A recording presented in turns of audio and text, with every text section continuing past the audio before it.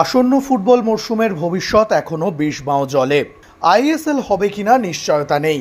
একের পর এক দল ডুরান্ট কাপ থেকে নাম প্রত্যাহার করে নিচ্ছে, কিন্তু এরই মধ্যে নিজেদের দল গঠনের কাজ জারি রেখেছে লাল হলুদ টিম ম্যানেজমেন্ট। গত কয়েক মরশুমে আইএসএলে ভরাডুবির পর এই মরশুমে নতুন উদ্যমে দল গঠনের জন্য গা ঝাড়া দিয়ে উঠেছিলেন ইস্টবেঙ্গল কর্তারা। তাই পরিকল্পনা মাফিক একের পর এক ফুটবলারও সই করিয়ে ফেলছেন তারা। ইতিমধ্যেই ইস্টবেঙ্গলে নিশ্চিত হয়ে গিয়েছেন মিগুয়েল ফিগুয়েরা এবং মোহাম্মদ রশিদ। এবার আরও এক বিদেশি ফুটবলারকে সই করিয়ে চমক দিল ইস্টবেঙ্গল টিম ম্যানেজমেন্ট। মরক্কোর ফুটবলার হামিদ আহাদাদের সঙ্গে কিছুদিন ধরেই কথাবার্তা চলছিল। সূত্র মারফত খবর, ইতিমধ্যেই ইস্টবেঙ্গলের চুক্তিপত্রে সই করে দিয়েছেন তিনি। হামিদ আহাদাদ ছাড়াও নাইজেরিয়ার ইউসুফ ওটুবাঞ্জো এবং সার্বিয়ান ফুটবলার নেমাঞ্জা নিকোলিচের সঙ্গে কথাবার্তা চলছিল।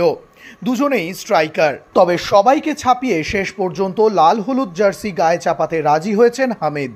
30 বছর বয়সী এই সেন্টার ফরওয়ার্ড বর্তমানে মরক্কোর ক্লাব মাগরেব ফেজের হয়ে খেলেন।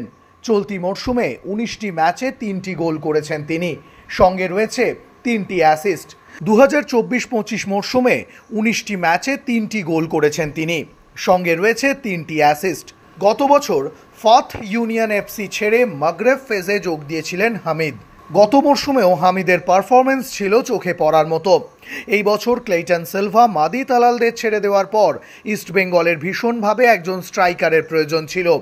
সম্ভবত সেই শূন্যস্থান পূরণ করতেই হামিদ আহাদাদকে চূড়ান্ত করল ইস্টবেঙ্গল টিম ম্যানেজমেন্ট। এখনও সরকারি ঘোষণা না হলেও আসন্ন মরশুমে লাল হলুদ জার্সি গায়ে ভারতীয় ফুটবলে দেখা যেতে চলেছে মরক্কোর এই সেন্টার ফরওয়ার্ডকে।